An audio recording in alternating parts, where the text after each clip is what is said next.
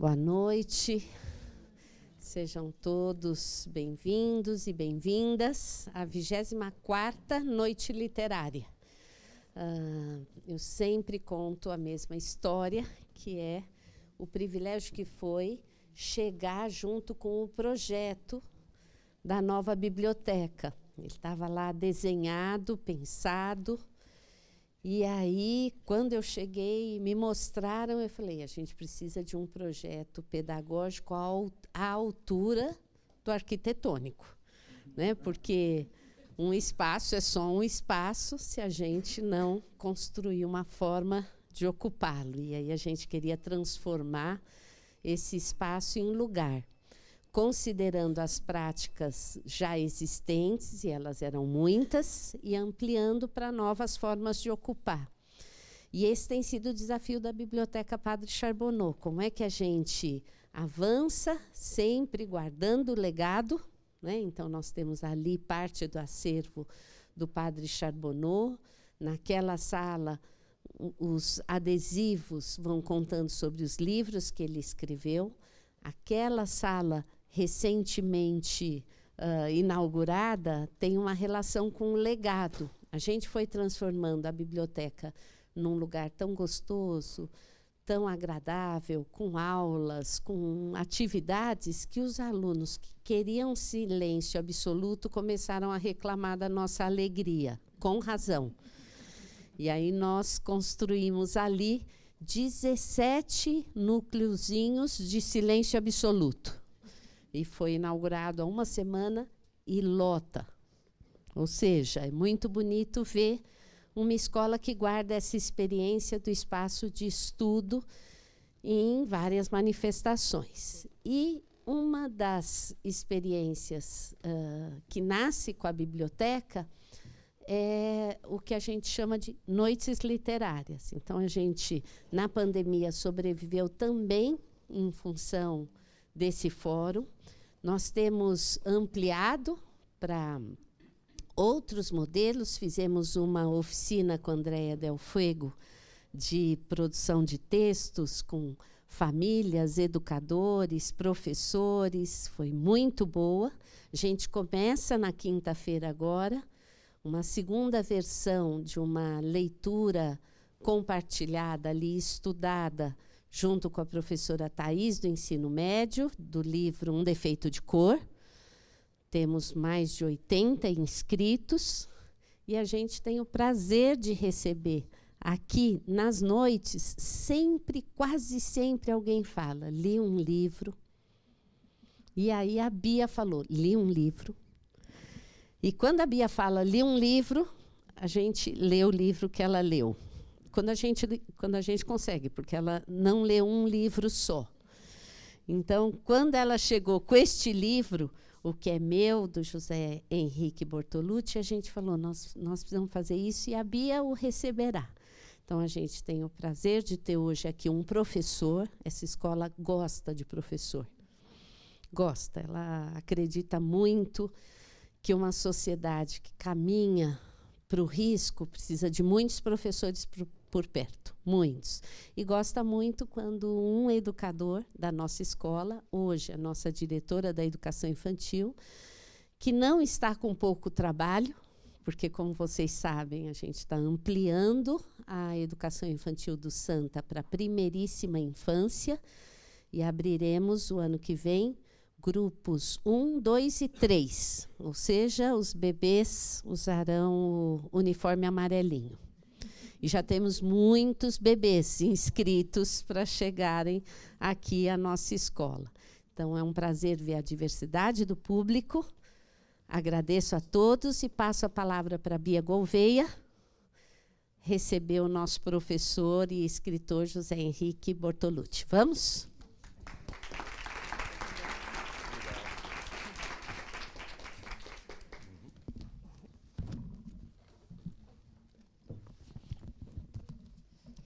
Oba! Boa noite, gente.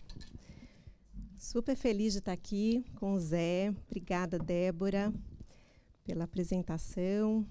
E feliz mesmo porque acho que faz um tempo assim que o livro foi publicado, que Fiquei completamente arrebatada pelo livro e fui atrás das amigas para falar do livro.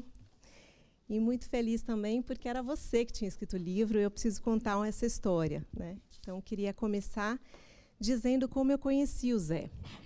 Eu conheci em 2018, ele não era um escritor, ele era professor de Sociologia da GV, e eu num outro trabalho. Na época, nós estávamos numa pré-eleição presidencial, e nós, então, decidimos levar, né, conhecemos o Zé e pensamos que seria muito interessante fazer algumas rodas com estudantes do ensino médio de diferentes escolas, que na época a gente trabalhava, para aprofundar o conceito de democracia. E o Zé topou, né? A gente já tinha uma notícia muito boa, porque ele, na época onde eu trabalhava, tinham algumas alunas dele da GV e falavam maravilhas, assim, né, já tinham marcas profundas das aulas com ele, e então a notícia já era boa. Mas aí eu fui acompanhá-lo em uma das escolas. Você rodou muitas escolas, né?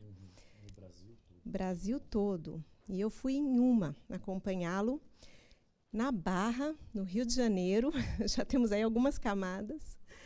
E foi uma das experiências para mim, né? Assim, não tenho a menor dúvida que para aqueles alunos certamente saíram com marcas muito profundas daquela aula, aprofundando, né? Fazendo perguntas e você devolvendo as perguntas. Mas para mim foi uma aula sobre a ética do cuidado, né? Eu acho que o jeito que você, Zé, naquele dia, naquele momento, né, com aquele grupo, com posições tão diversas, né, opiniões tão diversas, um momento tão beligerante que todos vivíamos, você teve uma escuta para aqueles alunos e, num gesto de cuidado, né, num gesto tão atento e tão respeitoso, sem deixar de fazer as perguntas.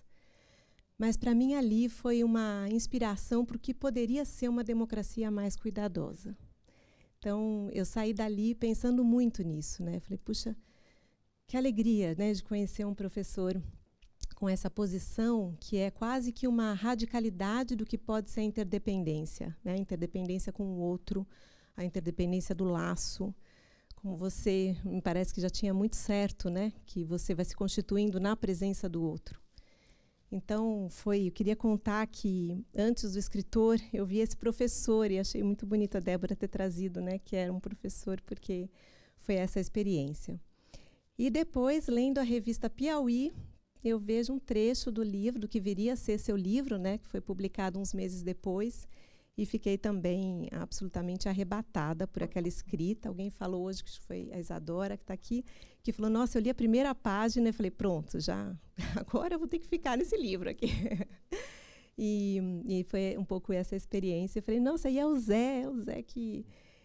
mas não à toa, né, porque ali é um livro também que fala da escuta. Então, acho que tem isso que me parece que te constitui, né, uma beleza, assim, porque acho que a luta e a resistência também colocada nesses gestos, né, de cuidado, de escuta, então, dessa clareza do que pode ser uma bonita interdependência. Então, queria começar falando sobre isso, né, sobre essa experiência de te conhecer nesse outro contexto, da alegria que foi ler na primeira vez. E também aqui tinha marcado, né, uma experiência ainda na aula, porque aquilo que você propunha discutir com os alunos era muito homólogo ao que você fazia com eles, né? E essa relação homóloga que a gente tanto deseja, nem sempre a gente consegue. Então, tinha uma coerência absoluta daquilo que você propôs naquele tempo e do conceito, né? Então, foi uma alegria enorme. Mas vamos falar do livro, o que é meu. Tem um conceito que a gente tem um grupo de literatura na revista Emília, que a gente discute critérios de livros, vai pensando um pouco, né, nesses livros que vão ajudando as crianças a construírem uma certa imunidade simbólica, né, esses livros que a gente costuma dizer que duram, né, que de alguma forma eles vão durando dentro da gente. Então, a gente fala do conceito da duração, os livros que duram. E eu também queria dizer isso, porque eu acho que logo de cara me deu uma sensação, né, porque desde que eu li é um livro que está muito presente dentro de mim. E essa é uma discussão também, que eu estou trazendo aqui já algumas ideias, mas já proponho de um jeito mais organizado aqui, especialmente para te ouvir, que a gente veio para te ouvir. Mas essa questão de como é que uma história tão particular, né, isso vai conversando com tanta gente, de diferentes idades, diferentes contextos, né, o que é que você conseguiu propor com essa história tão ali, né, de Jaú, né, as pessoas ali naquele contexto, você, seu pai, naquele, né, lugar, e o que é que se produz ali naquelas relações que conversa, e não à toa está sendo traduzido para tantos lugares, né? Então, acho que essa força, né, tem essa força enorme o livro. Mas vamos lá. Eu pensei aqui, falei há pouco que eu estava um pouco apreensiva, embora tenha, com essa mediação, porque acho que o livro ele tem tanta força, ele diz tanto, só gesticulando mesmo para dizer quais são os caminhos dessa conversa, porque ele abre muitas possibilidades de conversa, né? É um livro, não sei se todos que estão aqui puderam ler, né? Ou a gente... Eu, pelo menos, acompanho algumas conversas, que nem sempre eu li o livro, porque acho que são dois prazeres, ler e acompanhar uma boa conversa sobre um livro. Então, o Zé escreve, né, O Que É Meu, esse livro, que é um ensaio biográfico, super sensível, comovente, entrelaça a trajetória do pai, caminhoneiro, trabalhou a vida toda como caminhoneiro, com uma reflexão histórica e sociológica muito valiosa do país, e também vai trazendo esses afetos possíveis da relação com o pai, né, entre pai e filho. É um livro sobre a materialidade da memória, a interdependência, aqui de novo, né, que para mim aparece muito forte como condição de existência, e eu acho uma sabedoria, desde muito cedo, sua, né, em relação a isso. Esse desejo de compreender o país e aqueles que o constroem, né, nem sempre com visibilidade, e também esses afetos que vão nos constituindo aí nessas relações.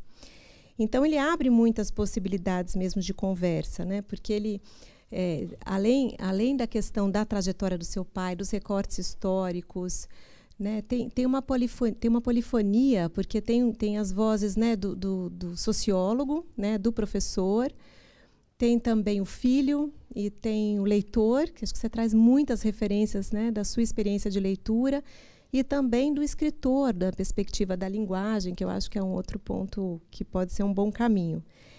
Então, os caminhos estão aí. Eu pensei em, né, e as possibilidades todas dessa conversa.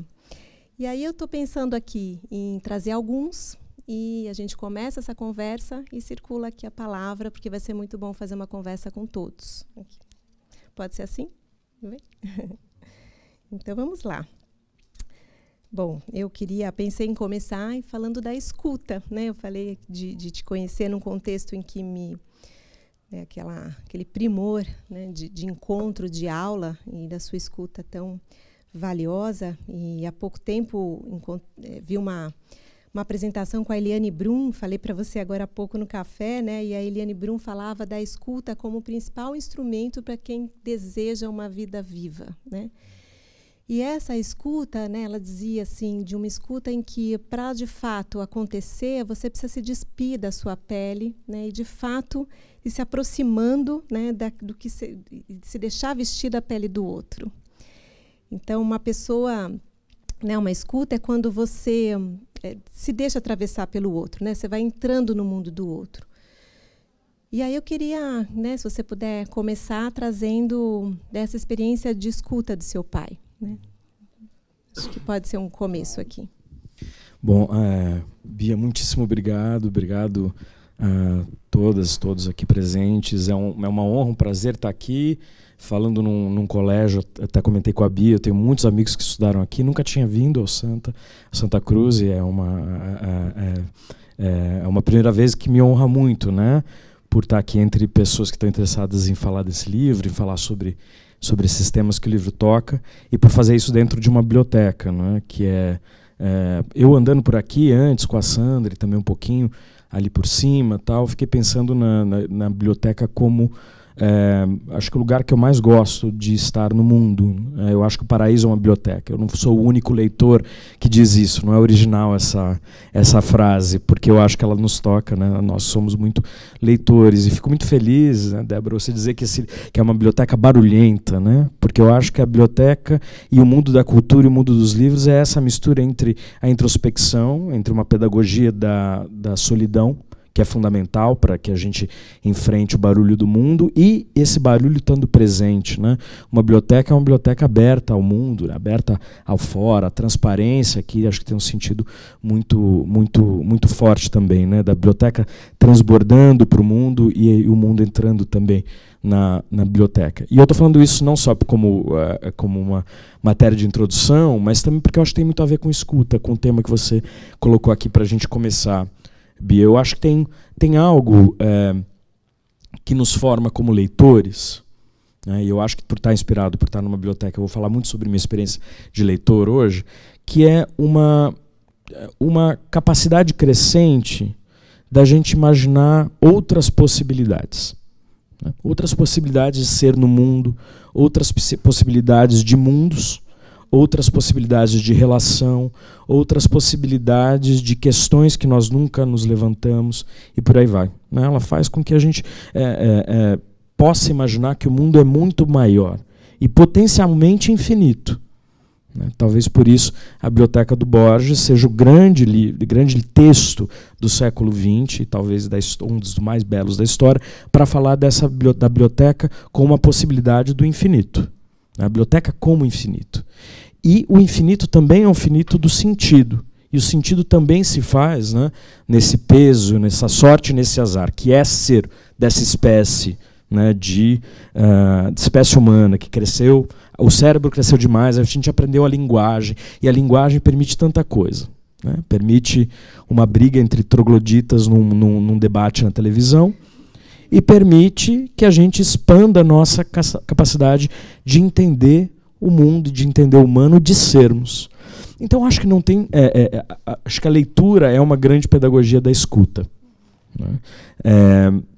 Eu tenho pensado muito a questão da leitura também, e eu acho que eu escrevo o livro muito como um leitor também. Né? Uma das epígrafes do livro é uma frase do Roland Barthes, que é um teórico que eu gosto muito, também um grande leitor, em que ele diz: não há texto sem filiação. E essa frase eu acho que marca muito a escrita do meu livro. Uma filiação em dois sentidos. Uma mais evidente, porque é um livro sobre meu pai, e outra porque a minha escrita é filiada, tem uma relação de filiação com o eco de muitos escritores e escritoras que eu li ao longo da vida. E nessa posição de um escritor que de repente se entendeu, se viu como, ou melhor, um leitor que de repente se viu como escritor, tem um nó aí com a questão da escuta, que para mim é uma questão muito importante. Antes já era como pesquisador e foi se tornando muito mais importante também como professor e depois como escritor. Então, eu fico muito feliz em te ouvir, Bia, saber que às vezes dá certo esse exercício radical de escuta na sala de aula. E eu gosto do que você traz como interdependência. Né? Acho que, no limite, uma boa aula é um exercício que tem que juntar forma e conteúdo, como um bom texto. Né? Como um bom texto. E se eu estava falando ali de democracia, isso tinha que vir na forma também de uma performatividade democrática, mesmo que isso deixasse coisas de fora. Né? Porque às vezes a gente aprende muito mais pelo ato do que pelo conteúdo. O ato fica com a gente. Às vezes a gente lembra como um professor fala, como um texto nos marcou por um corte muito forte, alguma coisa assim. Ou uma conversa. Exatamente. Essa experiência, por exemplo, de conversar com meu pai. Né? Eu comecei a gravar as entrevistas com ele no começo de 2021. Muito pouco tempo antes disso, quando eu já tinha um projeto de livro, já estava no processo inicial de pensar o que seria esse livro, ele foi diagnosticado com um câncer. Então, todo o processo de conversa, todas as conversas que nós fizemos e que eu gravei, que foi um dos materiais fundamentais, foi o mais importante para a escrita do livro, se deu nesse processo de escuta, num momento de enorme sensibilidade para ele, para mim, para a nossa família e para o mundo, já que a gente estava numa época de pico da pandemia, que levou muitas pessoas amadas, queridas, e deixou cicatrizes, acho que, com as quais a gente ainda lida. não é? Quem sabe talvez alguns aprendizados também. Acho que mais cicatrizes do que aprendizados, não é? E nesse momento eu já tinha me planejado para escutá-lo, eu sempre gostei muito de ouvir as histórias dele, mas acho que essa escuta ganhou uma cadência, uma profundidade do momento que eu não podia esperar, né? E eu acho que a gente nunca tem o repertório já pronto para isso, né? Mas o que eu tinha era assim, uma vontade de escutá-lo da forma mais aberta e livre possível. Foram várias conversas, né, em que eu tentei abrir ao máximo o espaço para que ele falasse o que ele quisesse. Eu sabia também que tinha algumas coisas que ele não tocaria, e isso fica assim, porque a escuta também não se pode medir por sucesso ou fracasso, né?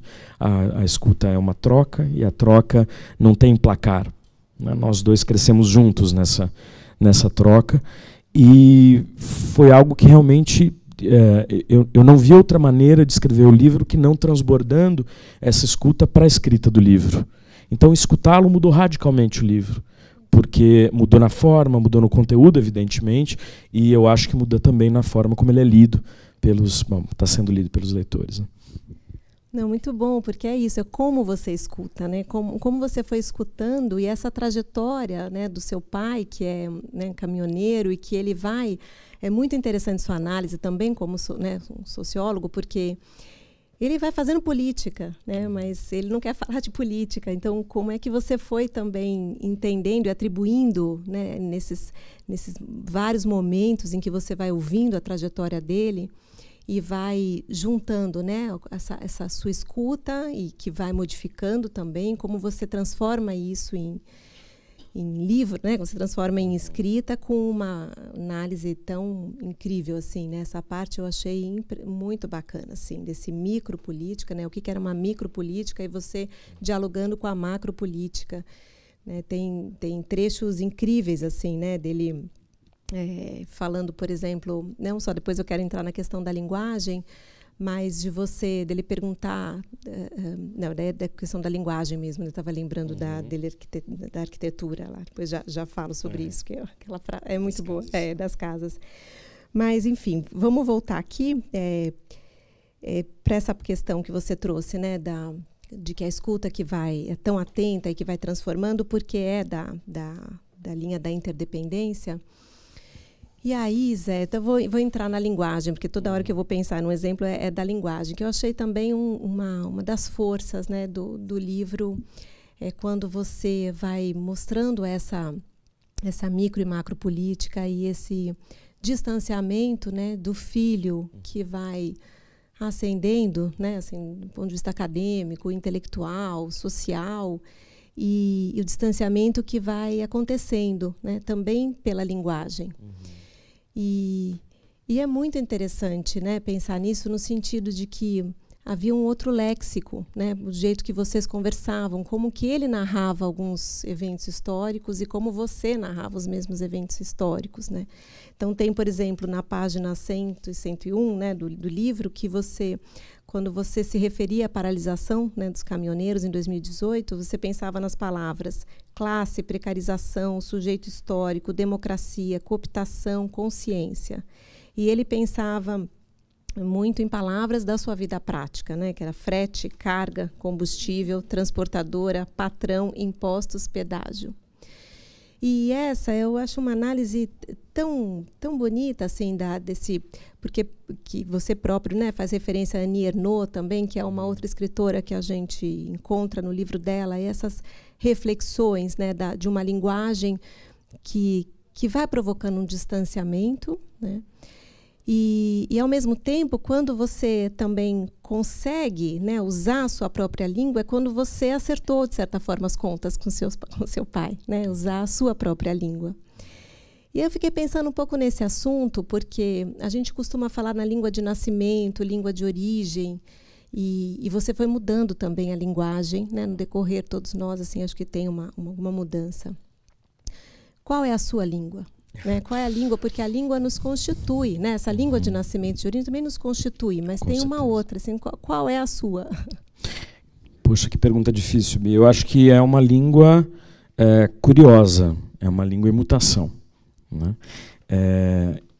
Essa pergunta é uma pergunta que me faz conectar com vários pontos da minha vida e com vários problemas que eu acho fundamentais, né? Porque eu acho que a língua, ela cria pontes, ela pode criar pontes, mas ela é uma arma terrível, devastadora também, né? A linguagem é coisa seríssima, né? Nós começamos guerras e nós iniciamos histórias de amor de vida inteira pela linguagem. E essa linguagem também nos traz...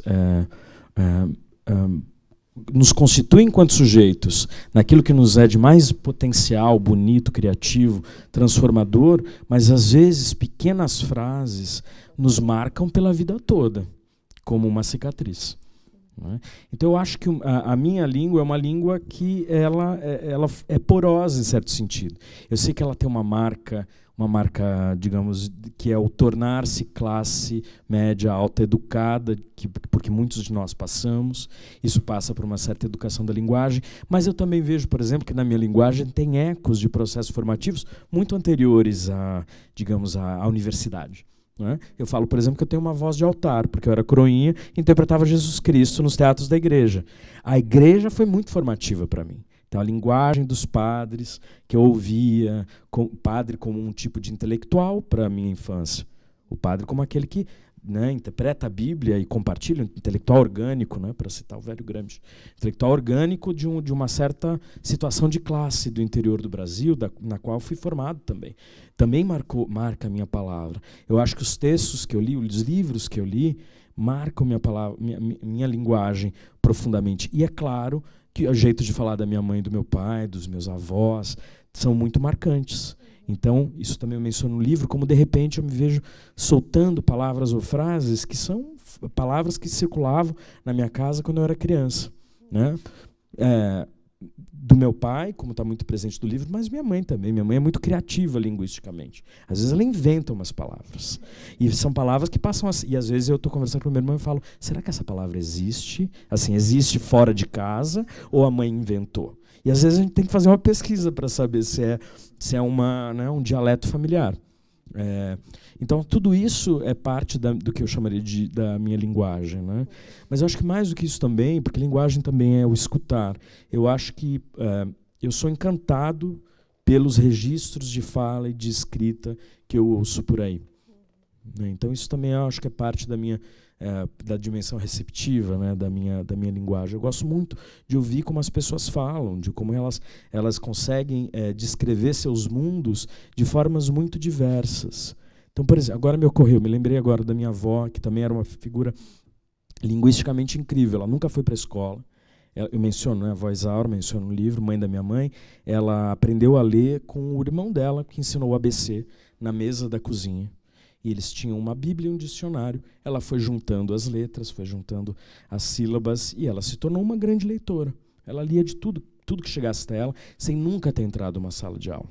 Ela conta que ela entrou pela primeira vez numa sala de aula quando minha mãe entrou para a primeira série na escola rural. E ela foi lá visitar a escola porque ela queria saber como era uma sala de aula. Mas era uma pessoa absolutamente aberta ao mundo e às leituras. E ela, por exemplo, evidentemente, por não ter tido uma educação formal, nós não compartilhávamos muito do mesmo vocabulário. Então ela não falava a palavra racismo, por exemplo, mas ela contava histórias de moças brancas, filhas de italianos, que por terem namorado moços negros não conseguiam arranjar casamento depois do fim desse primeiro namoro. Ela tinha várias histórias como essa. E isso eu acho que também é uma coisa muito interessante, né, para falar de escuta, porque eu acho que reina hoje uma gramática política e semiótica, né, progressista, que parte da ideia de que a outra pessoa só está no meu campo se ela fala as mesmas palavras que eu, se ela usa o mesmo discurso que eu, né? E aí esses discursos vêm muito bem empacotados em discursos acadêmicos, em discursos nas redes sociais, em discursos nos grupos de amigos, etc. Então, exercer uma posição política é falar as palavras certas. Isso é algo muito, me parece, da nossa contemporaneidade. E eu acho que isso, eu entendo porque isso existe, porque num mundo tão complexo a gente faz questão de que as palavras nos ajudem a navegar essa complexidade, mas isso nos faz perder uma capacidade enorme de ouvir o outro quando ele não fala como eu. Quando ele usa outras formas de expressar algo que pode ser que exista um núcleo valorativo, um núcleo normativo, afetivo, que seja muito semelhante ao meu, mesmo que as palavras sejam radicalmente diferentes.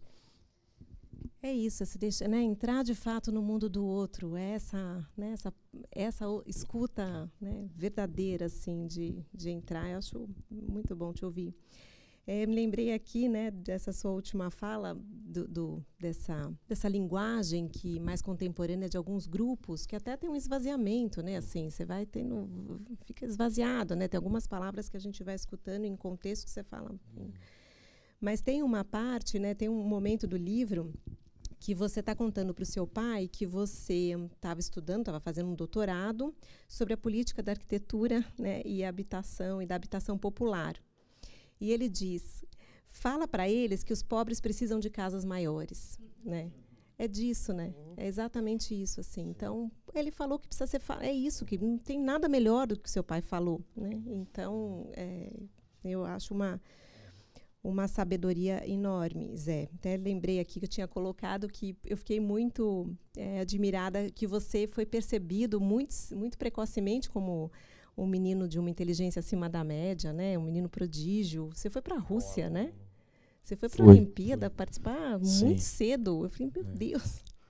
No ensino médio eu era muito das exatas também, eu adorava física, matemática. Você foi participar de Olimpíada, e mundo afora, e é isso aí, entendi. Esse menino prodígio entendeu tudo muito cedo, que precisava escutar, né? Que eu acho que é essa ideia também que você fala que é tão bonito, né, com que as palavras, e fazendo uma relação bonita com a vida do seu pai caminhoneiro, que as palavras são estradas.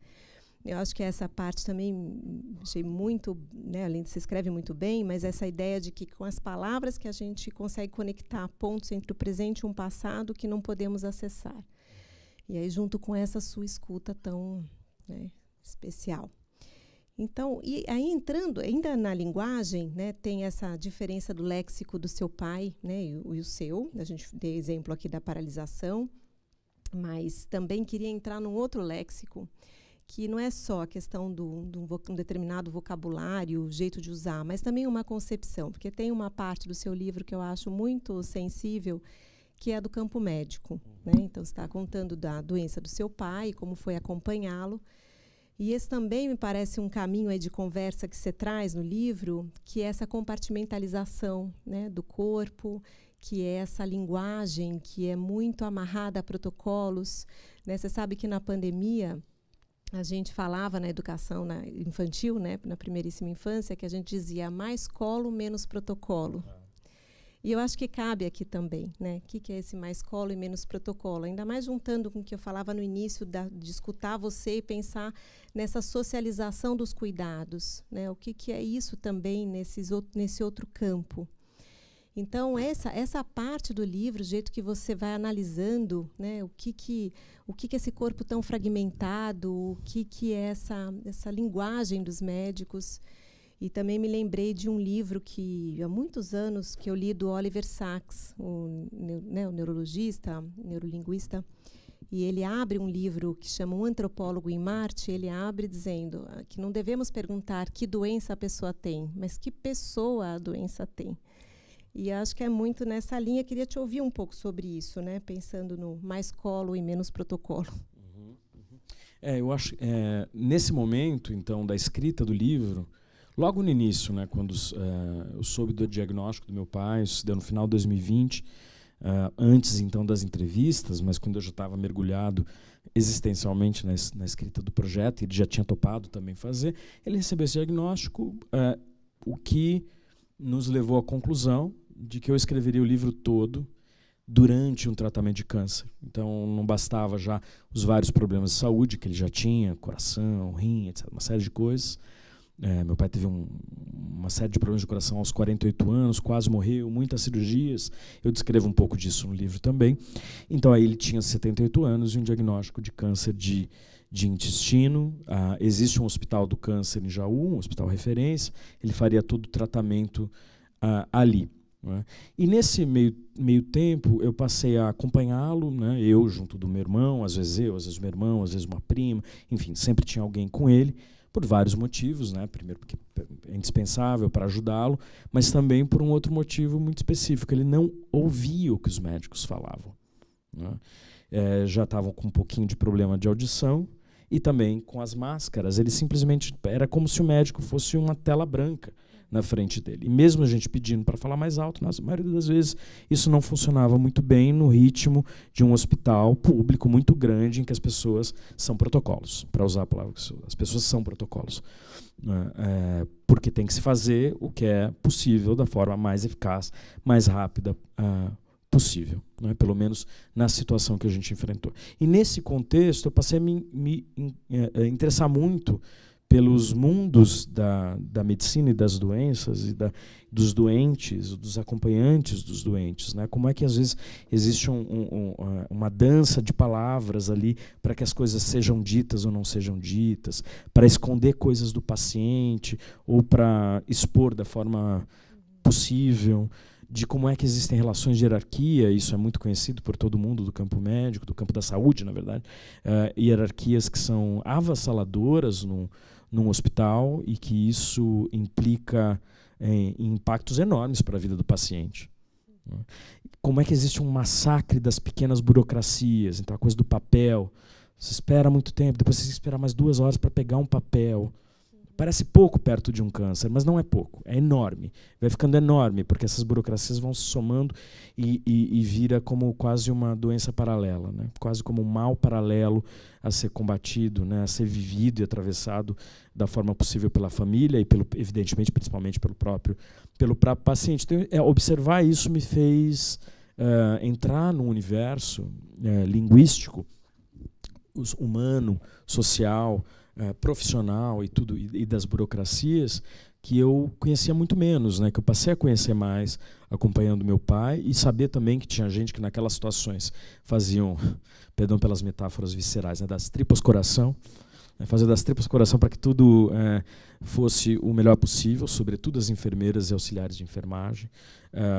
Algumas pessoas que eram simplesmente pessoas que me davam a sensação de ser pessoas horrorosas em situações de poder, então elas podiam multiplicar o seu horror sobre outras pessoas, não é? A partir da sua posição de hierarquia, e com consequências que podia ser a morte do paciente, por conta de, por exemplo, não reconhecer um erro, não reconhecer uma fragilidade, não saber dizer eu não consigo, por exemplo. Então, eu fui escrevendo, isso também me despertou para a escrita, porque uma boa parte do capítulo final apareceu na forma de diários.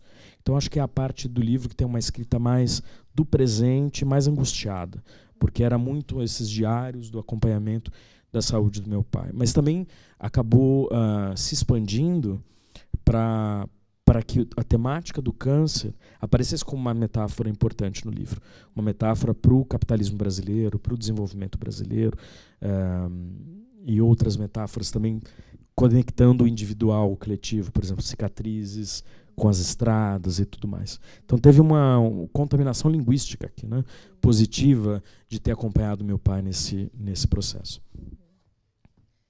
Sim, a gente até falava agora, né, Zé, no café também, de um livro que poderia ser lido por estudantes, né, de medicina, por médicos, né. Acho que ele tem um recorte ali que bem importante, assim, humanizador. Me lembrei também de um conto, lendo, né, porque a gente fala da relação com a Annie Ernaux, mas muito, né, em função da forma como de acertar as contas, né, com os pais, no ponto de vista da linguagem, dessa filiação de uma classe trabalhadora, que acho que ela traz também. Mas eu lembrei de um conto do Carrascosa que chama Chá de Camomila, e é só porque eu precisava de dizer isso, porque eu falei assim, tão lindo o jeito que ele fala do pai, assim, né, e dessa questão da linguagem. E nesse conto bem curtinho, o Carrascosa fala que a mãe dele não entendia nada de bolsa CAPES, né, de qualificação, referências bibliográficas, enfim, faz todo né, uma lista ali de palavras, muito do mundo do personagem ali, como é que era também? Bom, enfim, bolsa, qualificação, mestrado e tal, mas ela entendia tudo de mim.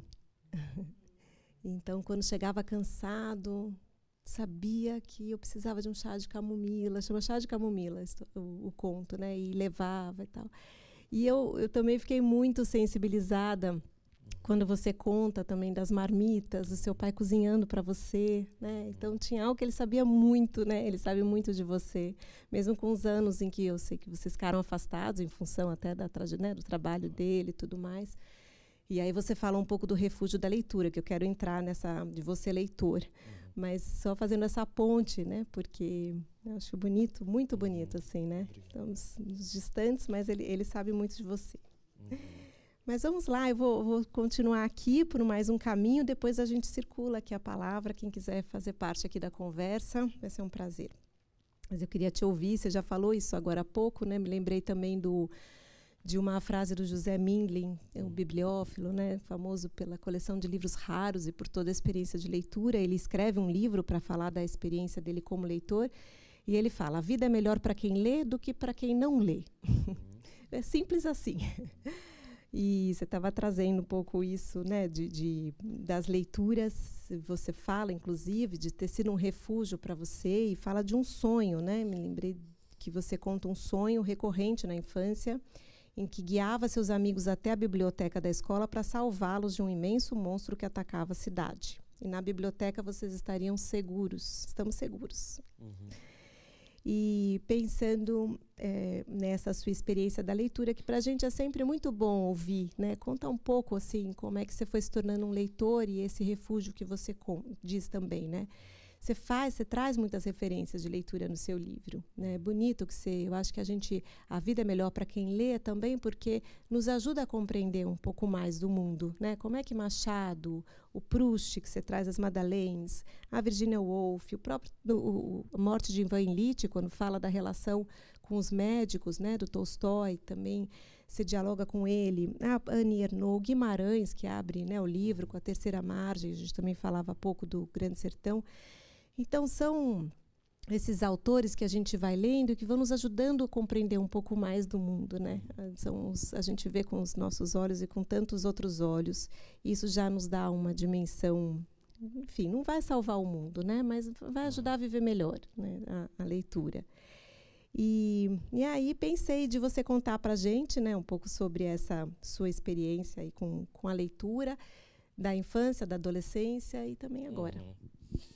Bom, sim. Bom, evidentemente nós não tínhamos uma biblioteca em casa, né? Uma biblioteca formada pelos meus pais e meus avós, não tínhamos. O que nós tínhamos era uma outra Bíblia, um catecismo, um diário que a minha mãe escrevia, um caderno de receitas. Esse era o universo de palavras impressas e escritas que circulavam na minha infância, mas eu acho que a escola foi uma revolução para mim. Eu me lembro isso claramente, como é que entrar na escola. Eu entrei na escola com 6 anos, eu não fiz nada antes da pré-escola, né? Com 6 anos foi assim, uma abertura de portas, eu aprendi muito rápido a ler, e a partir daí houve um processo de encantamento com a palavra escrita. Então eu me lembro muito bem, quando eu tinha 7 anos, a biblioteca da escola virou um negócio mágico, encantador para mim. E também a biblioteca municipal de Jaú. Quando eu tinha 8 anos, eu pedi para os meus pais me levarem, fiz uma carteirinha, que eu tenho até hoje, com uma foto de 8 anos, assim, em que eu comecei a basicamente mergulhar nesse universo de leituras, né? Então eu me lembro muito bem que com 8 anos eu descobri Monteiro Lobato, que eu sei que hoje tem que ser lido de outra forma, né? E eu li tudo, eu li todos os livros, um atrás do outro, numa edição de capa dura, muito bonita, ilustrada, do começo ao fim. E Edgar Allan Poe, era encantado por ele.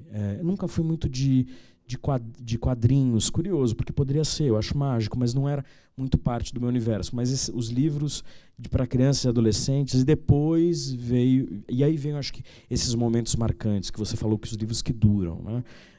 E eu me lembro, por exemplo, de descobrir Machado de Assis quando eu tinha 11 anos, mais ou menos, 12, por aí. 12 talvez, 12 anos, de ler Memórias Póstumas de Brás Cubas e simplesmente falar, eu não sei o que é isso. O que está acontecendo aqui, né? Uma realização, uma bomba na minha cabeça de pré-adolescente para que podia ser um livro, né? Eu fiquei totalmente encantado. Aí li Dom Casmurro, li os contos, né, que eu leio até hoje. Sou muito muito fã dos contos. Então, acho que tem esses momentos, eu acho que na vida do leitor, em que você percebe que um livro... Você falou que o livro nos faz entender melhor o mundo, mas às vezes eu acho que ele faz entender menos e às vezes é até mais poderoso. Quando o livro te faz ver que o mundo é muito mais difícil de entender do que você imaginava, né? Machado fez isso comigo, depois, ainda no ensino médio, Machado foi muito forte. Depois Dostoiévski, tive uma fase adolescente de Dostoiévski, como boa parte dos leitores, então, li muita coisa, Crime e Castigo, e por aí vai. Mas aí depois chegou a universidade. A universidade e o mestrado e doutorado, acho que foi um período da minha vida que eu menos li literatura. Né? E algo que eu me bati muito. E hoje eu consigo processar um pouco melhor, entender um pouco melhor isso. Eu acho que tem uma coisa que é... A academia, ela tem um quê totalizante, né? Ela se impõe como um quê totalizante na sua vida. Então, é quase como se ler textos acadêmicos fosse mais importante do que qualquer outra coisa naquele momento. E, se você já lê Foucault o dia todo, é muito difícil ler Proust à noite. Né? Porque cansa. Você lê Bourdieu o dia todo, que eu amo, mas é uma chatice, e você chegar à noite, você não vai ler Marguerite Duras, né? Ou seja quem for. É mais difícil. Então, eu acho que eu tive um melancólico afastamento conforme eu me tornava um acadêmico cada vez mais competente. Isso acho que não é uma experiência só minha, é uma experiência muito comum da academia afastar as pessoas de uma leitura. E depois o retorno. Eu converso com muita gente que fala, não, depois que eu terminei o doutorado, voltei a ler, ou que eu terminei a faculdade, voltei a ler, tudo isso. Né? E aí eu terminei o doutorado. Na verdade, tem uma exceção a isso, que foi durante o doutorado, eu fiz o doutorado nos Estados Unidos, eu me aproximei de uma literatura que é a literatura de não ficção anglo-saxã, sobretudo norte-americana. Isso foi muito importante, porque eu li muito Baldwin, John Didion, Susan Sontag e outros autores que são esses grandes ensaístas, que estão, para mim, assim, no meu panteão pessoal. Né? Todo leitor também vai criando a sua prateleira de favoritos, né? E eles certamente estão nessa minha prateleira de favoritos. E eu estava terminando o meu doutorado, eu me lembro, eu submeti a tese. Isso foi no finalzinho. Submeti a tese, estava esperando a banca ler a tese, aí eu comecei a ler John Didion e eu tive um choque, aquele choque que eu tive de Machado na adolescência, tive um choque que é, poxa, pois então é possível fazer não ficção assim? É possível falar dos fatos do mundo com essa linguagem tão eletrizante que essa escritora tem? E eu fiquei completamente alucinado. E aí terminei o doutorado e aí tive uma fase de poesia, de muita leitura de poesia. Foi uma fase de crise existencial e eu acho que a poesia combina com crise existencial, não só com crise existencial. A Virginia Woolf falava isso, quando ela estava muito mal, ela tinha crises muito severas, né? Ela só conseguia ler poesia. E eu acho que eu estava um pouco, né, wolfizado como leitor nessa época. Então li muita poesia, comecei a escrever poesia também. Isso nos primeiros anos, tinha 30 anos, né, logo depois do doutorado. E, em um certo momento, comecei a voltar aos grandes romances, a ler romances contemporâneos, a ler a não ficção desses autores que eu já amava e de outros autores que eu ainda não conhecia. E aí chegou, digamos, mais perto da pandemia, a pandemia, e o meu primeiro ano de pandemia foi um ano de voracidade literária, que acho que só um momento em que a gente está num choque de vida, que tem que ficar mais parado, etc., a gente pode ter. Né? E eu li muito. E uma dessas coisas que eu li autores que depois se tornaram muito importantes para a escrita do livro. Né? Então, eu reli coisas desse ensaísmo norte-americano, eu li pela primeira vez a Svetlana Alexievich, que é essa autora bielorrussa fundamental, que acho que é uma das grandes escritoras de não ficção, mas enfim, ela está num limiar muito interessante ali, jornalismo, literatura, né? Para quem não conhece, ela escreveu livros maravilhosos sobre temáticas muito pesadas, né? Crianças na guerra, mulheres na guerra, Chernobyl, os últimos anos da União Soviética, uma autora fundamental, prêmio Nobel também. E a Svetlana Alexievich, esses ensaístas, Annie Ernaux, que eu li em 2020, comecinho de 2020, e eu li Annie Ernaux porque eu vi o nome dela numa nota de rodapé do Didier Ribon. Então, o Didier Ribon tem um livro maravilhoso que se chama Retorno a Reims, que é um livro em que ele trata da infância dele, da adolescência e do retorno aos pais numa cidade que se tornou muito conservadora. Ele é um professor que era um jovem gay, numa cidade muito tradicional, violenta, que tradicionalmente era uma cidade comunista, se torna uma cidade da extrema-direita francesa. E eu li o Didier com interesse sociológico. Cheguei dessa forma. E também fiquei encantado pela escrita e vi que existia uma tal de Annie Ernaux, que ele citava como evidente numa nota de rodapé. Ele falando das influências dele, falava, e claro, Annie Ernaux. Né? E aí eu falei, já tenho um livro dela, porque eu também compro muito livro e vão ficando, e às vezes, enfim, acho que muitos se identificam. Eu falei, eu tenho um livro dela. Né? Aí eu fui lá e tinha um livro ainda da 3 Estrelas, Os Anos, e eu li e ainda acho que é o melhor livro da Annie Ernaux. Ainda é meu favorito. Eu acho que é a grande obra. Eu acho que é o livro mais difícil também, porque acho que é um livro de maturidade, Os Anos, que é um livro em que ela conta em primeira e terceira pessoa ao mesmo tempo. Ela conta a história da sua geração a partir da história dela própria, num jogo de escalas que é muito original e brilhante. E é da Fósforo? Agora sim. Saiu inicialmente. Bom, a Rita é a grande embaixadora da Annie Ernaux no Brasil. Ela que editou primeiro na 3 Estrelas e depois na Fósforo. Então hoje vocês podem encontrar na Fósforo Os Anos e todos os outros livros da Annie Ernaux nas melhores livrarias próximas de você, inclusive lá embaixo na saída. E esses outros livros que vibraram muito forte. E Guimarães Rosa também, curiosamente, porque eu acho que Grande Sertão Veredas é um dos grandes livros da minha vida, se não o grande. E eu reli trechos, não reli tudo, mas eu estava assistindo muitas palestras, lendo comentários. Eu leio muito também crítica literária, então comentários sobre a Grande Sertão Veredas, inclusive um curso lindo do professor João Adolfo Hansen, que estava dando esse curso online. Enfim, essas coisas estavam flutuando. E como eu estava muito poroso ao mundo na escrita do livro, porque a situação do sujeito sobre o qual eu escrevia, ela exigia que eu lidasse com o presente, eu também me tornei muito poroso nas leituras. Então, muitas das leituras que estavam vibrando de forma mais intensa para mim, naquele momento de escrita, foram para o livro. Talvez hoje, se eu escrevesse, não, estou escrevendo outras coisas, acho que vão ser outras vibrações. A gente vai querer saber o que você está escrevendo. Mas vamos circular um pouquinho quem gostaria de fazer uma pergunta. Sandra, precisa de microfone? Ele...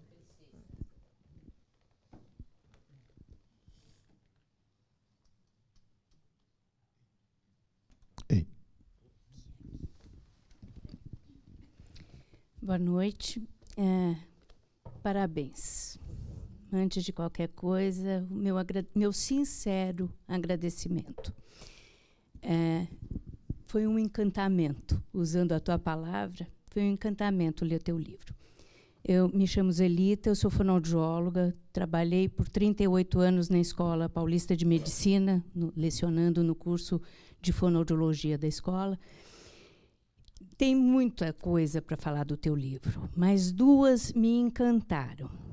A primeira dela, o respeito, o amor, o carinho, a fala do seu pai.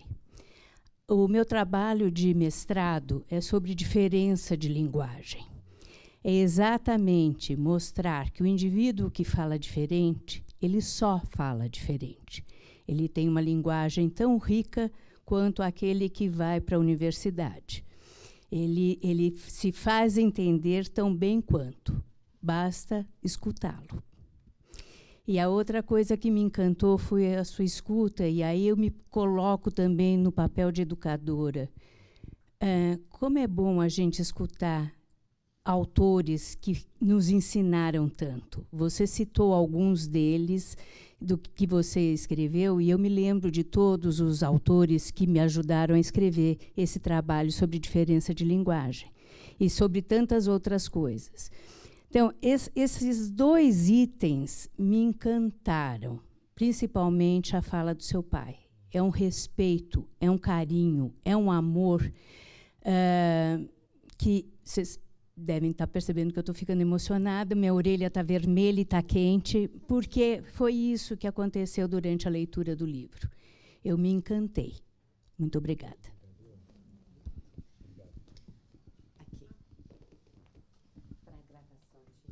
Tá ótimo. Como vai? Tudo bem? Nós já nos conhecemos, meu nome é Theo Dias, eu estava olhando aqui, eu li o seu livro em março do ano passado, logo que eu ganhei de um amigo, imediatamente li e fiz algo que eu não costumo fazer. Depois que eu terminei o livro, eu te procurei, aí nós tivemos uma conversa e foi bonito. E aí, quer dizer, foi um livro, por que um livro te encanta, né? Um livro te encanta porque é uma história gostosa de ler, um livro pequeno, curto, bem escrito, e ele tem várias dimensões, né? Eu fui anotando aqui, tem a coisa do envelhecimento do pai, né? Então, acho que isso me pegou, e você ainda conseguiu fazer um livro antes do seu pai morrer, né? Então, isso é bonito. Tantas pessoas lamentam depois, eu podia ter escrito um livro, podia ter conversado mais, né? Isso você tem essa história bonita, né? Agora, tem uma história que eu, lendo aqui minhas anotações, essa coisa do envelhecimento, até eu passei para a Camila o livro agora, esse final de semana, porque eu anoto. E ela fez um comentário, botou um trecho aqui que você não anotou, e que eu achei bacana, que você falou uma frase bonita, que você envelhece aos poucos e de repente, né? Então tem uma coisa assim, que de repente você percebe que alguma coisa... Mas tem um trecho que eu não quero monopolizar aqui, que eu achei genial, que é uma passagem, porque é um livro que fala muito sobre a democracia também. Acho que esse livro ele é um cidadão comum vivendo a ditadura, né? E também eu tinha acabado de ler o livro do Moreira Salles sobre a Amazônia. Foi essas coincidências que a leitura, esse livro cai na minha mão logo depois. Aí é a história da Amazônia, do inferno verde, na Amazônia vista como um obstáculo. Teu pai era um ator ali, né, daquele processo. Aí tem uma parte que é quando ele enfrenta o soldado ali, aí ele fala o seguinte, que o cara fala que ele não podia passar, ele falou assim, não te mata. Ele falou, não mata nada, você não tem coragem para isso. E vai embora e enfrenta, e depois ele falou, vamos trabalhar aqui, mas depois a borracha vai soltar, né? Então, é um cidadão enfrentando os militares, mas sem nenhuma pretensão disso, né? Era o dia a dia ali. Era mais um registro ali. Podia ficar aqui à noite falando, mas eu queria fazer esse registro. Obrigado. Bel, como se chama? Da Zelita. Porque ela fala do amor, do respeito que você tem pelo seu pai. E na obra da Ernaux, eu acho que aparece muito mais essa contradição, né? Eu acho que não é sempre amor e tanto, né? Então, tem um pedaço que você fala que tais relatos são a história de uma espécie de traição, como nos diz Ernaux, de um abismo entre diferentes formas de se situar no mundo e das tentativas tortuosas de construir pontes e de criar espaços de encontro feitos de memórias, lugares, palavras, sabores e afetos. Então, eu acho assim, essa relação, eu queria ouvir de você como que foi essa relação de você ter... Como que eu posso te explicar? Ter se movimentado socialmente nessa questão, mas ela aparece nessa palavra traição, e eu queria entender como que essa palavra apareceu aqui, se é uma palavra trazida da Ernaux, ou se foi uma coisa que você pensou. Certo. Não, obrigado pelos comentários, Zelita, Theo. Como é seu nome, desculpe? Bel. Pela pergunta também. É muito mais uma referência a Annie Ernaux, e é uma palavra que aparece com muita frequência nos livros uma literatura que hoje está sendo escrita como dos trânsfugos de classe, né? Então, de pessoas que passaram por processos muito significativos de mobilidade social e que aí experimentam essa situação de distância crescente com relação aos pais. Era muito mais um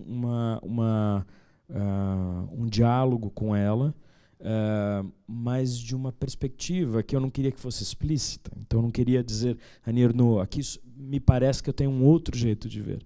Mas eu acho que talvez pela forma eu faça isso, ou foi pelo menos que eu tentei, de mostrar que não, a ideia de traição aqui não me traz muita coisa. Não me acho que eu seja um traidor.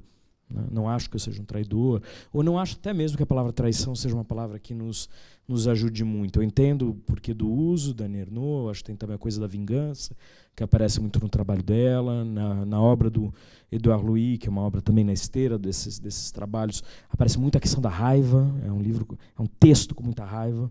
Todos são excepcionais escritores, aprendo muito com todos eles, mas eu acho que aqui tem uma outra experiência, que é a minha, que é de por acaso, uma experiência que acho que pelo amor e pela escuta, pela troca, foram se construindo em outros lugares. Não é? Vergonha, por exemplo, que é um outro afeto que aparece com muita frequência nessa literatura.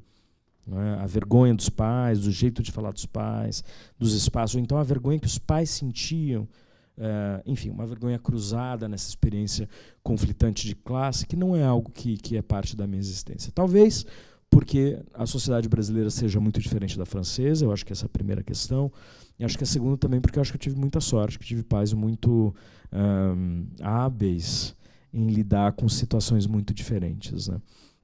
Então, nem a vergonha nem a traição me ajudam muito a entender a minha história, a minha trajetória. Acho que temos aqui, depois ali e ali. Boa noite, Zé. Eu vou só pegar o gancho da Bel. Você começou narrando quando nós fomos escrever o livro. É um eu majestático, assim, uma coisa, um nós. Eu falei isso? Falou. Ou era você e o Didi que decidiram escrever o livro? Quem é nós? Boa pergunta. Quando nós decidimos escrever o livro. Eu decidi escrever o livro, mas o livro não existiria sem ele. Né? Então não existiria sem o acordo dele. Então o livro já existia para mim, mas se ele dissesse não quero, o livro teria que ser outra coisa. Mas também eu só decidi fazer o livro porque eu sabia que ele ia topar. Porque eu conheço meu pai. Conhecia meu pai. Sabia que ele gostava de contar histórias, sabia que ele ia se sentir um pouco com vergonha no começo, um pouco deslocado de não saber exatamente como contar, né? Ou como se comportar frente a um gravador, todo esse tipo de coisa, né? De contar para os outros. Ele perguntava muito, mas e se eu falar alguma coisa errada? Eu falo, não tem errado. É do jeito que você vê, são as suas memórias, suas experiências, os comentários, não tem certo e errado. Esse é o começo de conversa. Né? Então, isso, por exemplo, quando eu ouço as gravações, eu não ouço mais as gravações há um bom tempo agora, mas eu sei que no começo, a primeira gravação, ele estava super duro nas respostas, no começo, assim, respostas muito pensadas, tentando adequar muito a linguagem para uma situação de entrevista. Depois ele se solta. Né? Eu começo a fazer entrevistas com ele no quintal de casa, ele deitado na rede, e aí ele começa a falar bobagem, contar piada, e vira uma outra coisa. E aí realmente entram as coisas mais próximas e profundas. Né? Foram 6 entrevistas gravadas. E outra coisa também, durante todo o período de escrita do livro, como eu estive muito perto do meu pai, como eu não estive a vida toda, talvez, né, em tempo passado junto, nas consultas, no hospital, em casa, etc. Eu também ouvia muito, e às vezes, como eu estava com o rádio da escrita ligado, sintonizado nessa onda, você também começa a ouvir com mais qualidade, né, com mais atenção.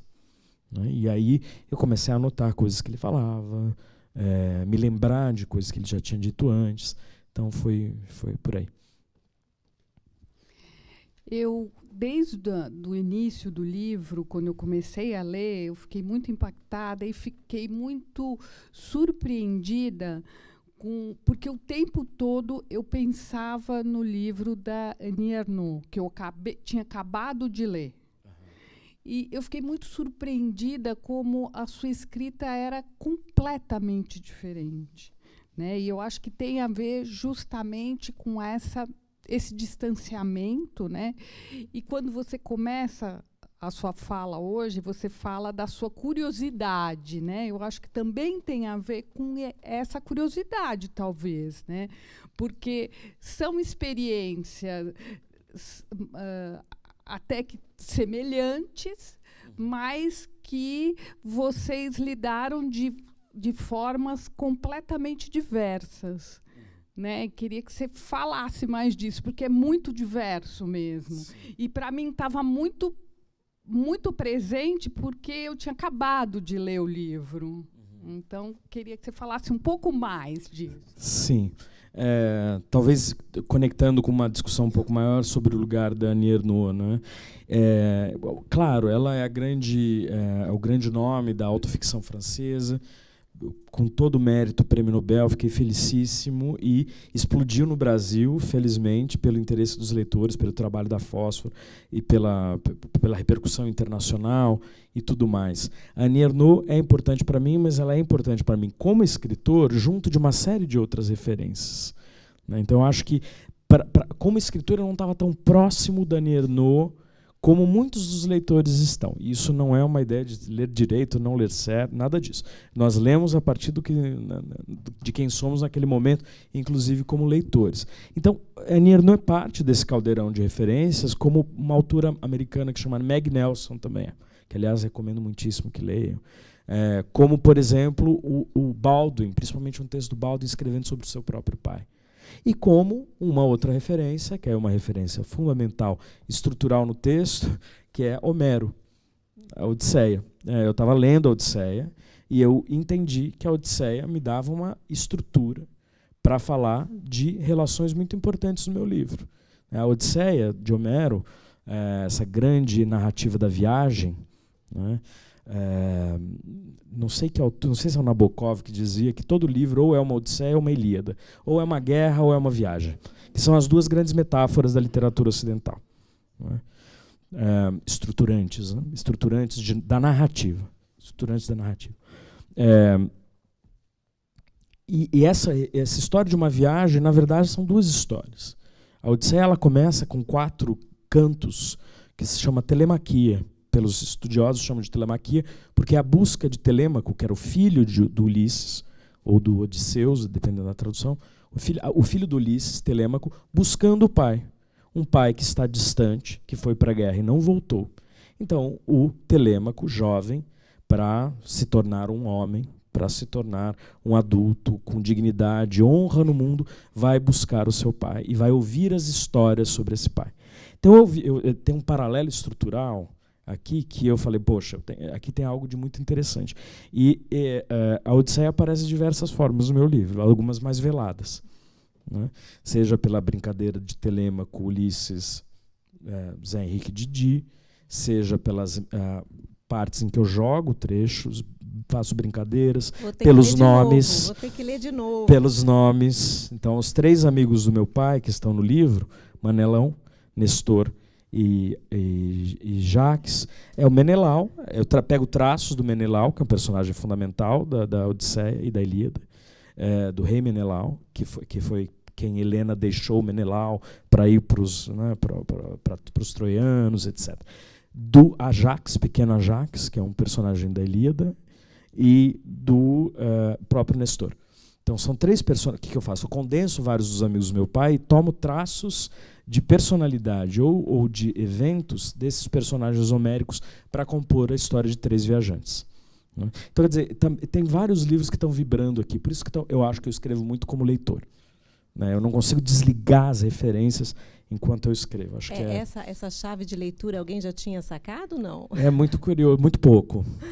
Porque muito pouco. Eu estava na Inglaterra, e aí eu estava falando no lançamento do livro, né, em Londres, e aí eu mencionei isso, porque alguém te fez uma pergunta sobre a Odisseia, que tinha pego alguma coisa.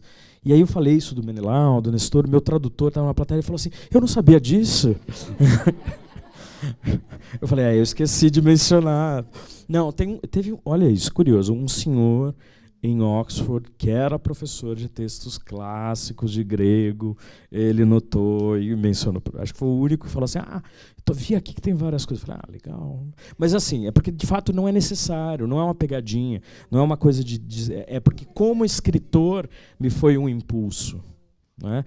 Para a leitura não é necessário, para a escrita me foi. Ou me foi pelo menos na forma como esse livro foi composto naquele momento. Então, aí eu volto para Annie Ernaux, né? Eu acho que a Annie Ernaux foi uma dessas referências muito importantes, mas eu concordo que nós temos textos muito diferentes. A Annie Ernaux tem uma secura no texto, que eu gosto muito, como leitor, né? Que ela fala, eu escrevo um texto que é cortante como faca, que é muito pensado enquanto escritora, né? Assim, ela queria, quase se escrever como vingança, que está presente no texto dela, que está presente nas frases mesmo. Parece que ela pegou uma faca e foi cortando as frases, né? Uma economia de adjetivos, uma economia linguística, que eu acho que também tem a ver com ela como escritora, com suas leituras, seus interesses, mas também com a ideologia em torno da linguagem no Brasil e na França. Né? A linguagem na França ela tem uma, digamos assim, estruturas mais cortantes de segmentação social do que no Brasil. O Brasil é muito mais diverso. Né? Não que não seja importante, é fundamental também para classes no Brasil, mas eu acho que a França opera de um outro jeito. Né? Os títulos acadêmicos importam de forma muito preponderante para o estabelecimento de hierarquias sociais na França. No Brasil, o dinheiro é muito importante. Né? Então, você pode ter gente das elites que não fala o português mais refinado, entre aspas, mais acadêmico, mais normativo, etc. E isso acho que é um texto que fala contra. O Daniel não ataca isso, de certa forma. Né? Então acho que tem vários motivos porque nossos textos são muito diversos. Acho que eu sou mais barroco que a Nedno também. Né? Em certo sentido, como escritor, eu uso mais adjetivos, é um texto mais afetivo, e por aí vai. Sim. Mas você sabe, eu vou passar já, que tem uma pessoa para fazer. Mas eu fiquei, quando eu li, eu lembrei até de um prefácio que o Antônio Cândido escreveu para o Mindlin, que ele porque eu achei que estava tem algo tão bem escrito, Zé, que é muito difícil fazer, porque é a naturalidade de uma conversa. Eu lembrei desse prefácio que ele fala que para o Mindlin, né, dizendo assim, você fez algo muito difícil, que é escrever com a naturalidade da conversa, procurando diminuir o mais possível a distância nem sempre saudável entre expressão oral e expressão escrita. Parece fácil, mas é mais difícil do que falar como quem escreve. Porque eu acho eu acho que é tão bonito quando a gente, né, consegue encontrar um texto que é absolutamente bem escrito e você se embarca, né, ele te convida, assim, você embarca como uma conversa. Eu achei isso também, já que a gente está falando um pouco de traço, né, e da característica do seu texto. Oi, Zé. Meu nome é Adalto, eu sou pai de aluno aqui da escola e tenho uma livraria na Lapa, aqui em São Paulo. Eu tomei contato com o que é meu no texto da Piauí, como a Bia citou, e no momento que eu li eu tinha já algum contato com a Fósforo, né, por questões comerciais, e escrevi para a Fósforo dizendo, pô, esse livro vai ser o máximo. Eu tinha encontrado naquele trecho na Piauí algumas coisas que me ligaram muito diretamente ao livro. Esse personagem, narrador, que nasce no interior como eu nasci, que vive próximo de caminhão como eu vivi, com a diferença que meu pai era dono de uma transportadora, e que ouve muitas histórias. Eu trabalhava no almoxarifado da empresa do meu pai, eu circulava com os caminhoneiros que voltavam, ajudava a fazer, desfazer a carga, aprendi e nunca mais consegui repetir um nó, né, na feitura de uma carga, mas ouvi essas histórias das rodovias e tal. E ler o seu livro foi uma grata surpresa, foi muito impactante por todas essas questões. E o que me parece muito forte nele é o afeto. Né? E para mim, cada palavra do seu livro é um caminhão. Eu não consegui ver as palavras como estradas, eu consegui ver as palavras como veículos, e veículos de afeto. E lendo, uma questão que sempre me veio é que ele tem uma dicotomia, né? Você é um sociólogo, seu pai é um caminhoneiro, o momento em que você resolve escrever esse livro é um momento de cisão entre caminhoneiros e sociólogos e o que representavam no Brasil, toda a cisão que a gente viveu, a polarização, ultrapolarização, o que quer que seja, enfim, que dividiu famílias e tudo isso. Como foi lidar com essas questões no feitio do seu livro e tratando de um tema tão próximo que era seu pai? Adalto, né? Obrigado, Adalto. Eu acho que eu tive algumas sortes e algumas coisas que exigiram também trabalho e sensibilidade. A primeira sorte é que a hiperpolarização mais raivosa da política mais recente no Brasil não dividiu minha família nuclear. Nós não fomos afetados por isso. sei lá, poderíamos ter sido, né? Porque as pessoas vão formando suas opiniões de formas muito diversas, mas isso não aconteceu entre nós 4, né? Entre eu, meu irmão, minha mãe e meu pai. Então isso não foi algo que teve que estar presente de uma forma muito radical no livro, senão eu teria entrado no livro de alguma forma, né? Como aconteceu com muitos dos amigos do meu pai, que se tornaram pessoas de extrema direita, ou então por uma mensagem muito religiosa, né? Então, há uma cultura muito católica no interior. Jaú é uma cidade católica, tradicional, do interior do estado, com uma presença muito forte do agronegócio, da Igreja Católica, muito central na institucionalidade da cidade, uma cidade com uma elite tradicional agrária, escravocrata do século XIX, com nome e sobrenomes grandes que estão estampados nas ruas, que estão presentes até hoje, mesmo se já ficaram mais pobres, mas, né, não perde a majestade. Então é uma cidade machista, homofóbica, tudo mais. É uma cidade do interior do estado, que em 1990 em 2018, naquele ano em que a gente fez o projeto juntos, votou para a extrema-direita com 83% do voto. Foi uma das cidades de maior proporção de votos para a extrema-direita em 2018 e algo parecido com isso em 2022. Então, de fato, isso tomou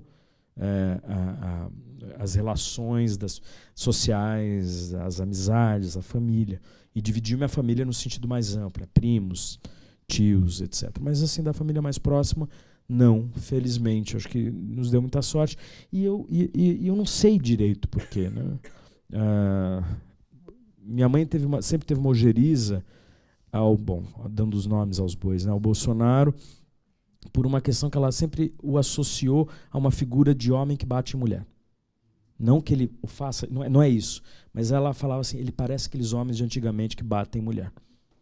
Não, a frase dela é melhor que essa. Ela fala, parece aqueles homens ignorantes de antigamente que batiam na mulher. E ela resumiu isso quando ela viu o Bolsonaro a primeira vez na TV. Eu falei, nossa, mas essa frase é antológica, né? Não quer dizer que ele bata, quer dizer que ele tem todo o ethos e o status e o jeito de ser no mundo de um agressor de mulheres. E meu pai detestava também a figura. Mas também não são pessoas de esquerda, nem meu pai nem minha mãe. É outro lugar, né? Eles veem a política com muita distância e por questões muito mais pragmáticas, né? Muito mais do dia a dia. E as eleições municipais, por exemplo, sempre votaram em pessoas conhecidas, porque é assim que se faz política no interior também. É aquela pessoa que toma café com você. Não é? Então, isso, para mim, foi um ponto de um pouco de pacificação, entender que eu não precisava enfrentar tudo isso, já que a gente estava enfrentando tantas coisas, né? E na greve dos caminhoneiros foi interessante, porque para o meu pai apareceu como uma loucura, um mistério, uma coisa assim, poxa, por que estourou agora? Para ele surgiu com uma série de questões. Né? Claro que ninguém podia esperar os desdobramentos que acho que estão aí até hoje, né? Bom. Tem mais alguém? Quer fazer mais uma? Só mais uma. O gancho é muito... É o timing. Porque é o capítulo que eu mais adorei do livro, que você chama de Esse Povo. Né? Então, eu queria que você comentasse um pouquinho o que essa expressão, esse povo, carrega e como ela é capciosa, mas também provoca a gente para pensar o que é esse povo na boca do seu Didi. Assim. Muito bom. Essa é uma questão que, para mim, é muito cara, porque o conceito de povo é um conceito sobre o qual eu penso há muitos anos, inclusive na minha tese de doutorado. Eu estudei habitação popular, então uma das questões fundamentais na minha tese de doutorado que já me fazia pensar, e fui para a teoria política para isso também, para outros lugares, é o que é o povo da habitação popular. E o que é o povo enquanto categoria política e os múltiplos sentidos da palavra povo, né, que a gente usa de diversas formas. A gente usa muito positivamente, então o poder é do povo, mas a gente usa também esse povo. Né, e sempre é uma palavra ambígua. E uma palavra profundamente política. Né? A disputa da política é uma disputa pelo povo, fundamentalmente. Veja, o que é o populismo? Senão é uma disputa sobre quem é o povo, quem é o verdadeiro povo.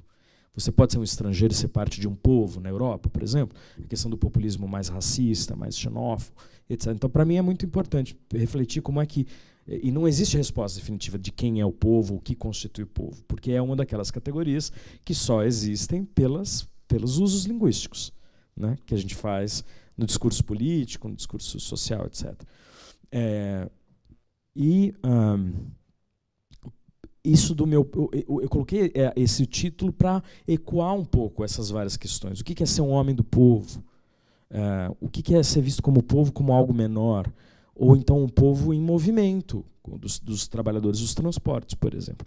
Para o meu pai, eu acho que ele se via assim como um homem do povo, mas sobretudo como um trabalhador. Acho que a identidade dele é uma identidade de trabalhador. E eu estou falando isso porque assim, isso também na história do pensamento político, na história brasileira, essa tensão existe. A gente fala em movimentos populares, mas a gente fala de partidos de trabalhadores, de movimentos de trabalhadores, e essas tensões são reais. O povo é o trabalhador, né? Mas e se o trabalhador vira de extrema-direita?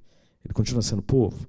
Essas questões são todas questões candentes para entender a história brasileira, eu acho. E para entender a literatura brasileira também, né? Eu acho que a grande questão da arte no Brasil, do modernismo, foi como produzir literatura num país, ato falho, num país em que a maioria da população era analfabeta. Que não era a situação da Europa no começo do século XIX, onde nascem na narrativa eurocêntrica, onde nascem as vanguardas, etc. Onde havia um público leitor muito mais amplo. Então, o que é fazer modernismo ou arquitetura moderna num ambiente que as pessoas não têm casa e constroem suas casas de estuque e pau a pique e vivem nas ruas? Então, a questão fundamental, me parece, para as artes no Brasil é qual o lugar do povo nessas múltiplas acepções nas formas artísticas. E eu acho que tem várias formas de enfrentar isso. Uma é falar sobre vários segmentos populares, não é? Trabalhar com isso. Outra é trazer para dentro que me interessa mais, trazer para dentro da obra de arte, seja literatura, seja o cinema, seja qualquer outra obra de arte, as formas populares. São duas coisas diferentes. Uma coisa é falar, enquanto intelectual, sobre um povo que está ali. Outra é tomar os registros linguísticos, estéticos do povo e trazer para dentro da obra de arte. Por isso, por exemplo, Guimarães Rosa me interessa imensamente. Porque ele o faz não só replicando uma fala popular, mas construindo uma outra linguagem. Misturando com outras referências, dignidade, complexidade, tudo mais. Por isso que me interessa muito também a tradição do documentário brasileiro que fez isso também. Sobretudo do Eduardo Coutinho, que está muito presente no meu livro também. Então, para isso me interessa profundamente. Então, como é que o povo não é algo a ser definido só, mas como é que os registros do que a gente chama de falas populares, de registros artísticos populares, ele entra para a obra de arte, para suas manifestações mais múltiplas, né? E isso está um pouco aqui, por exemplo, na decisão de trazer o registro linguístico do meu pai para o texto. Obrigado. E essa tem sido uma conversa também muito na educação, Zé. Exatamente o que você falou, né? Quer dizer, o que hoje a gente pode pensar como uma escola, nem sei se é essa a palavra, mas enfim, de excelência, né? Do que é que a gente está falando hoje, né? Como uma... E passa necessariamente pelas diferentes trajetórias, pelas diferentes experiências, né? Para muitas vozes, muitas línguas. Eu acho que essa é a saída que a gente tem, né? Bom, vamos caminhando para o final. Fiquei também, só uma curiosidade, que eu fui reler nesse final de semana para essa conversa, nas páginas 76 e 77, nessas duas páginas, você faz uma análise também da questão ambiental, e, né, com relação com todo o nosso passado autoritário e as nossas mazelas. E aí você fala do monstro cinza no céu de São Paulo por causa dos incêndios criminosos na floresta amazônica e no centro-oeste. Irresistível, tinha que falar, porque eu falei, meu Deus. Sim. Uau. Os povos comedores de mundo, como diz o Schopenhauer, né? Bom, eu queria terminar primeiro te agradecendo por nos ajudar a viver mais poeticamente nesse mundo, que isso não é pouca coisa. Então, quando a gente encontra, né, eu achei muito bonito quando fala o livro dos afetos, porque é isso mesmo, e a gente vai também, né, nos constituindo aí pelos afetos, e esse livro nos ajuda também nessa beleza de viver mais poeticamente. Mas também te ouvir em relação ao que vem por aí, né, que é o seu primeiro livro. Então, Sim, eu Deu certo, deu certo. Assim, muito rapidamente, né, não, sem revelar muito, eu estou escrevendo agora uma série de artigos que acho que vai se desdobrar num livro depois, para a revista Piauí. Sai ano que vem, um pouco sobre um relato multifacetado da minha geração. Eu vou fazer 40 anos agora em novembro. A democracia brasileira também faz 40 anos agora em março do ano que vem, se a gente toma o marco da eleição de um presidente civil, né? Mas é por aí, 40 anos de democracia. E eu 40 anos também, então estou fazendo entrevistas, perfis, com pessoas da minha geração em vários contextos do país. Vão ser 8 artigos, cada um com uma temática específica e dialogando com a vida, com os discursos, com a história desses entrevistados. E eu estou escrevendo um outro livro que toca um pouco nos temas de leitura, escrita, né? Um pouco de um relato biográfico, também social, da leitura, de como é que se torna leitor, do que é a leitura em diferentes setores sociais, grupos da sociedade, o lugar da leitura na minha família, dos livros, das letras e por aí vai. Então tem 2 projetos caminhando aí. E está sendo traduzido também, né? Está sendo traduzido, 12 línguas, lançamentos já aconteceram vários na Europa, agora, semana que vem, lanço nos Estados Unidos e depois no Canadá. Parabéns, Zé. Obrigado. Obrigada.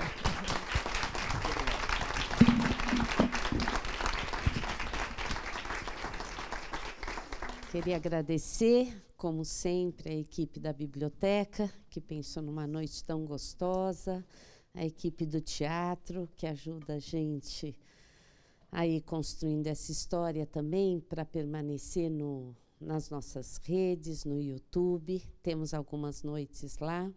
Reconhecer a beleza da diversidade, né? Quando vocês foram chegando, eu fui pensando, mãe professora que traz filho ex-aluno, né? E casal tão querido da escola, a gente foi formando um grupo, ex-alunos. Rita, a Sandra já tinha me dito muito sobre você, a gente trouxe aqui essa beleza da diversidade.